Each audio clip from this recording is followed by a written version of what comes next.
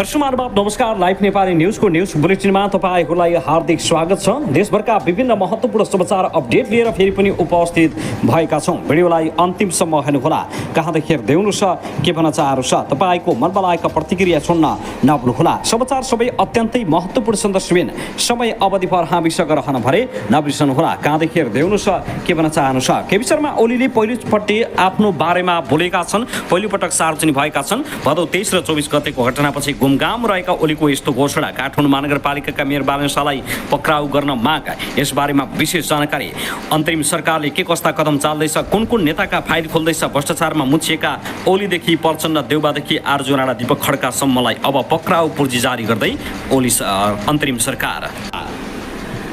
दर्शक आउनुहोस् अब पहिलो तथा विशेष खबरतर्फ लागौँ। शिक्षा विज्ञान तथा प्रविधि मन्त्री महावीर पुनले घाइतेहरूलाई शरीरको भन्दा पनि आन्दोलनको माग पूरा हुन्छ कि हुँदैन भन्ने चिन्ता रहेको बताएका छन्। आज शनिबार वीर अस्पतालसँगै रहेको ट्रमा सेन्टरमा जेनजी आन्दोलनका घाइतेहरूलाई भेट्दै उनले बिरामीहरूको उपचार राम्रै भइरहेको भन्दै उनीहरूलाई आन्दोलनको मागको बढी चिन्ता रहेको बताएका हुन्। उनले भने बिरामीहरूको माग वा मुद्दा भनेको जेनजी आन्दोलनको माग हो, यसकै लागि लडेको हो।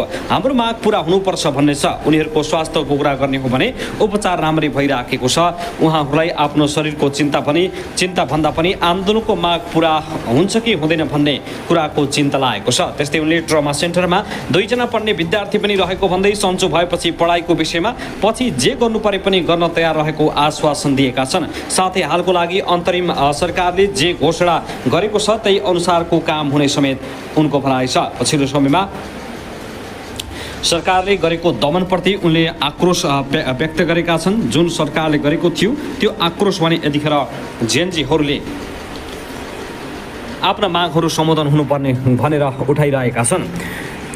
त्यसगरी यता भने नेकपा माओवादी केन्द्रले पार्टीमा परिवारवाद अन्त्य गर्ने सङ्कल्प गरेको छ। कार्यविधि नै बनाएर पारिवारिक सदस्यहरूका बारेमा निर्णय लिने माओवादी केन्द्रले जनाएको छ। केन्द्रीय समितिको यो निर्णयमा पुग्नु अगाडि प्रचण्डले भनेका थिए नेपोटिजमको आरोप हामीमाथि पनि छ। कार्यविधि बनाएर पारिवारिक सदस्यहरूका बारेमा निर्णय लिन्छौँ। संस्कार, कार्यशैली र चालचलन सम्बन्धी नीति बनाएर अगाडि जाने प्रचण्डको भनाइ छ। प्रचण्डको प्रस्ताव अनुसार केन्द्रीय समितिले पार्टीमा परिवारवादको अन्त्य गर्ने सङ्कल्प गरेको छ। शुक्रबार केन्द्रीय समितिको बैठक समापन अघि प्रचण्डले सम्बोधन गरेका थिए। त्यस क्रममा उनले भनेका थिए नेपो बेबीका विषयमा यसअघि एकजना कमरेडले भन्नुभयो, मैले पनि अलिअलि हेर्दैछु, यो ट्रेन्ड संसारभरि चलेको छ। प्रचण्डका नजरमा नेपोटिजम नातावाद, कृपावाद, परिवारवाद आफन्त मात्रै होइन गुटवाद पनि रहेको बताइएको छ। प्रचण्डले अगाडि व्याख्या गरेका छन्, आफ्नो गुटको मान्छेले जे गरे पनि छुट दिने, आफ्नो गुटको छैन भने त्यसलाई चाहिँ खैरो खन्ने भनेको पनि नेपोटिजम मात्रै पारिदो रहेछ। यो शब्द कसरी विकास भयो र प्रयोग भएको छ भनेर पनि प्रचण्डले लामै व्याख्या गरेका छन्। उनले नेपोटिजम पश्चिमतिरबाट आएको शब्द र यसको परिभाषा व्याख्या जन्मिएर विभिन्न देशको सत्ता परिवर्तनको निम्ति युवाहरूलाई आन्दोलन गर्नको निम्ति सरकारका विरुद्धमा सत्ताका ज्यादतीहरूका विरुद्ध प्रयोग गरियो। धेरै देशमा सफलतापूर्वक प्रयोग भयो। अर्थात् नेपोटिजम भन्ने शब्द नेपालमा पहिलो पटक प्रयोग भएको जस्तो गरी नबुझ्न उनले आग्रह गरेका छन्। उनले भनेका छन्, नेपाल पहिलो होइन र नेपाल अन्तिम हुनेवाला पनि छैन। एउटा इन्टरनेसनल ट्रेन्डको रूपमा आयो, तर हामीले यसलाई यसो भनेर यसको महत्त्व र यसको संवेदनशीलतालाई मिनिमाइज गर्ने हुँदैन। अर्थात् नेपालमा पनि परिवारवाद अन्त्य गर्न आवश्यक रहेको उनको सार रहेको छ। त्यसकारण हामी सबै नेताहरूले परिवारको व्यवस्थापन, सचिवालयको व्यवस्थापन, कार्यक्रमहरूको व्यवस्थापन लगायत सबै विषयमा अब पुरानो तरिकाले गएर हुँदैन। हामी नयाँ कार्यविधि र नयाँ कार्यशैलीमा जानुपर्छ, प्रचण्डले भनेका छन्। नेपोटिजम भनेर जसरी युवाहरूलाई सरकार या सत्ताले नराम्रो गरेपछि त आउने नै भयो। त्यसकारणले अब सचेत र सुध्रिएर अगाडि बढ्नुपर्नेमा उनले जोड समेत दिएका छन्।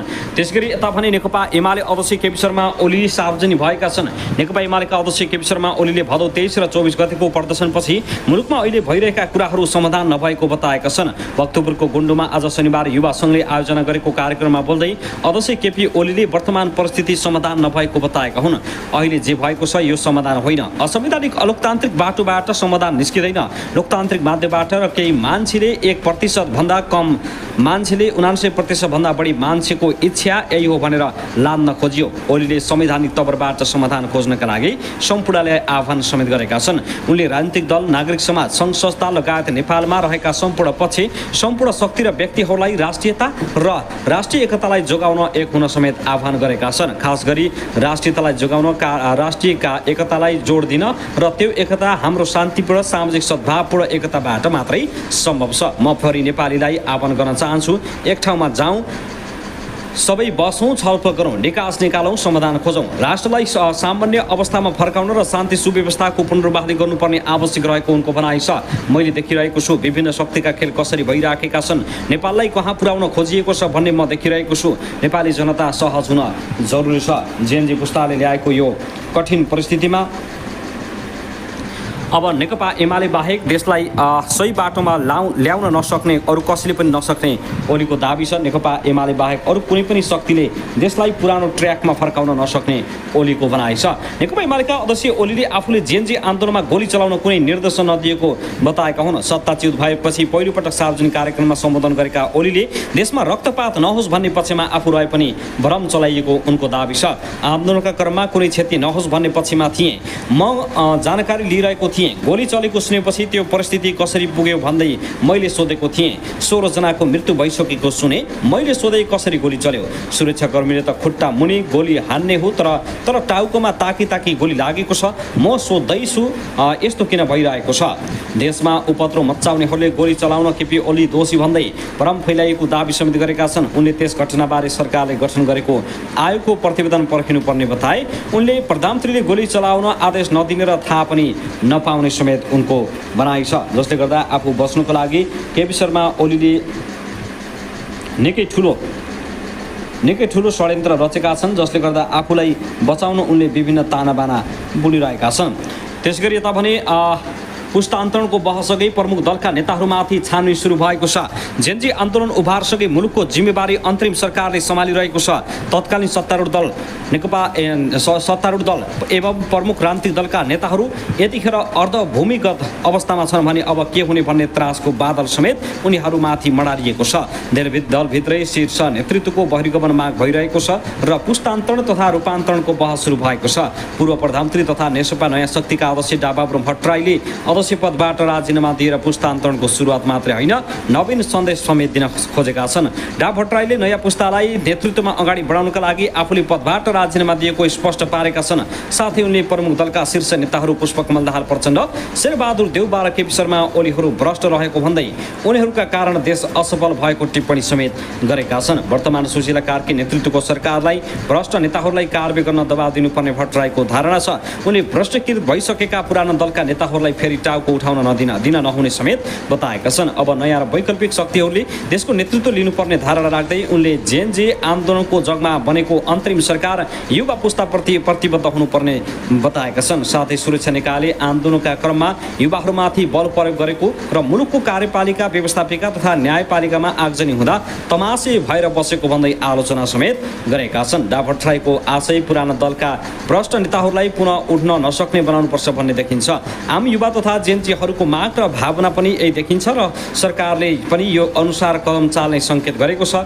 जेएनजी आन्दोलनलाई दमन गर्न लगाउने तत्कालीन प्रधानमन्त्री केपी शर्मा ओली, गृहमन्त्री रमेश लेखक लगायत नेताहरूमाथि छानबिन गर्ने सङ्केत गरेको छ। ती नेताहरू विदेश भाग्न सक्ने भन्दै पासपोर्ट राहदानी रोक्का गर्ने तयारी समेत सरकारले गरेको छ। साथै काङ्ग्रेस सभापति शेरबहादुर देउबा र पूर्व ऊर्जा मन्त्री दीपक खड्काको घरमा भेटिएको नगदको विषयमा समेत अनुसन्धान सुरु भएको र उनीहरू पनि विदेश भाग्न सक्ने भन्दै पासपोर्ट रोक्काको तयारी भएको बताइएको छ। प्रधानमन्त्री सुशीला कार्कीले बिहिबार राष्ट्रका नाममा सम्बोधन गर्दै जेएनजी आन्दोलनका क्रममा दमन गर्नेहरूमाथि कडा कारबाही गर्ने प्रतिबद्धता जनाएर यसलाई थप पुष्टि गरिसकेका छन्।